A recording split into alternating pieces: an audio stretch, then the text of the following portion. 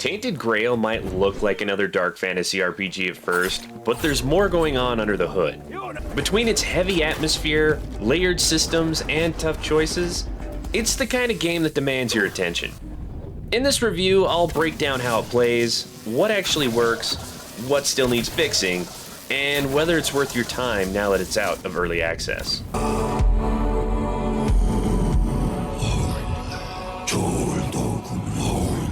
A terrible illness known as the Red Death plagues the land of Avalon, harming its people. You play as one of the unfortunate souls infected, captured, and imprisoned because of it. After a quick character customization and a daring escape from your cell, you will venture out into the world, making new friends and enemies, gaining more strengths and powers, and possibly saving the world, or plunging it deeper into chaos. The decision is yours. Why don't you try it yourself? Though I must warn you, there's no turning back from this path. You will find so many different choices to make in Tainted Grail, from character creation to regular conversations. Now, I won't say every choice you make matters. However, a lot of them do seem to affect how things turn out, and you won't know right away. And sometimes your choices will be decided on how your attributes are filled out, locking you out of what you may like to do.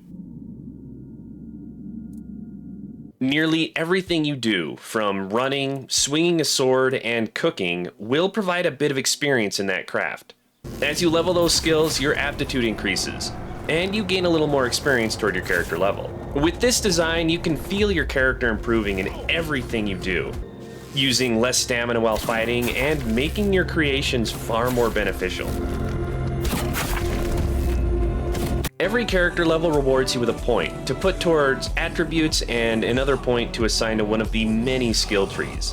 Your attributes will be used to enhance your base stats and fulfill other world requirements. The skill trees are associated with the different attributes. You can also improve base stats there or discover great skills to utilize. Initially, the number of options available can seem overwhelming, but I found it best to concentrate on one aspect as I leveled up, and branch out to other trees once I had a solid grasp of the game. Early in your adventure, you will begin to find equipment that can significantly enhance your build. The first major obstacle with great gear is reaching the right attribute levels to actually use them. For example, needing 8 perception to fully utilize the critical hit chance gained from a pair of pants. Generally, if you are leveling up the most beneficial attributes to your build, that shouldn't be a problem when you find the perfect piece of gear. However, there were quite a few times I found something awesome, only to store the item until I gained a few more levels. The weapons you find will function much like your gear, requiring minimum levels of attributes for proper use. From swords to magic, you need a certain level of efficiency. You can divvy out your attributes to handle multiple types of weapons, and there is a wheel available to switch to different weapons based on your situation. There is no limit to the possible configurations for how you can play this game, given you have enough points to place in the right attributes. Crafting items can play a significant role in your game. After finding the right materials and recipes, you can craft armor, weapons, potions, and even meals for a healing over time effect.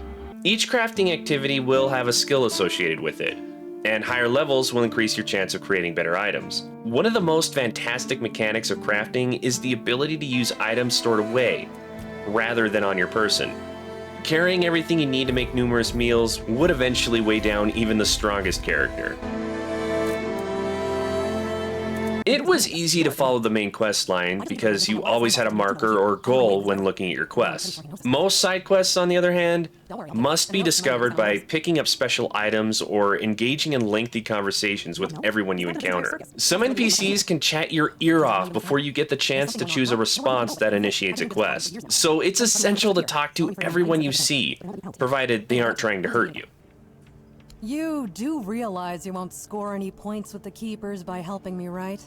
Along with the Red Death, Avalon is also suffering from the spreading Wyrdness, a dark, unknowable primordial fog, causing all manner of problems. While you can find it at any time in certain areas, It always emerges at night. Enemy humans are transformed and other entities come out to play when the weirdness is present. At that time, enemies will begin to drop ethereal cobwebs and unknown items. Conditions can get tough in the weirdness, so be cautious when the sun goes down. If the kids wanted to watch you play, there are quite a few things you'd want to watch out for.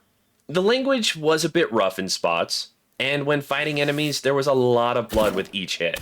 Not to mention the terrifying looks of some of these creatures. It's set in a dark and gritty world that doesn't hold back. You can even find multiple books with entertaining but rather risque stories within.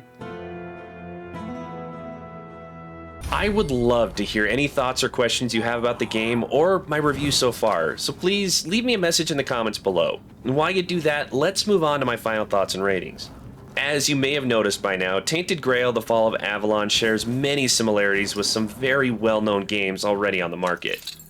If you like Elder Scrolls, odds are you'll enjoy this game as well. The gameplay feels familiar, with some differences.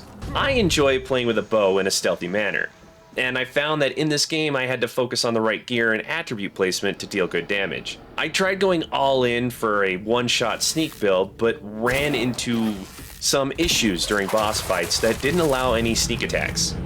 So I had to use a special item to relocate all of my points and find different gear for an alternative bow build. There are numerous options in character builds, allowing for various combinations to play as. Tainted Grail was in early access for a while and only recently got released as a full product. The stories are all there, and the gameplay works for the most part. I experienced a few issues, but nothing game-breaking. For now, there is still a button in the menu to unstuck my character if I find myself trapped in the ground. The devs are hard at work fixing problems within the game. There was a big patch recently that resolved a lot of issues. There is an awesome dedication to this game, removing any worries you may have about its future. The main story was fascinating throughout the game. It was fundamentally Arthurian, with Nordic influences woven in. While there were characters and weapons drawn from the lore of King Arthur, many creative liberties were taken, and in the best of ways. The world was dark and filled with a bloody history, immersing me in the middle of an ancient conflict that only I could resolve with my unique skills. The number of choices available in the game results in a very high replayability rate. There are numerous different outcomes that various quests can lead to, offering unique stories or rewards. One playthrough of the game can take over 50 hours, but with all the different choices and possible builds, it's definitely worth playing through more than once. The game is also so expansive that it would be challenging to discover everything in your first run. And with that, I'd like to convert thoughts into numbers and place this onto one of my shelves. The visuals were alright, a little buggy in some spots, and they could use some work. That's a 3. The main story was great, and the plethora of smaller stories that accompanied the main added hours of entertainment. I'm giving it a 4. The gameplay was amazing. Between all the different options of gear and the expansive skill tree, there was a lot to play with. That's a 5. The replayability was quite high for this game. The choices you can make in the story and how your character is built create a big incentive to return and try again. That is a 4. I had so much fun with this game, even with some of the oddities you can find in a large open world game. It worked great and the time flew by while I played, earning this another 4. Giving Tainted Grail: The Fall of Avalon an average score of 4 out of 5, placing it at the best possible position on my top shelf. It's a fantastic game that draws obvious inspiration from other great games. Its gameplay is reminiscent of Elder Scrolls, presented in a dark and gritty world. I have no doubt if you enjoyed the likes of Oblivion or Skyrim, you'll have a lot of fun with this one. And with the strongly dedicated development team behind it, this game has a very bright future. However, if you don't think this is for you after hearing everything I had to say, check out the list on the left.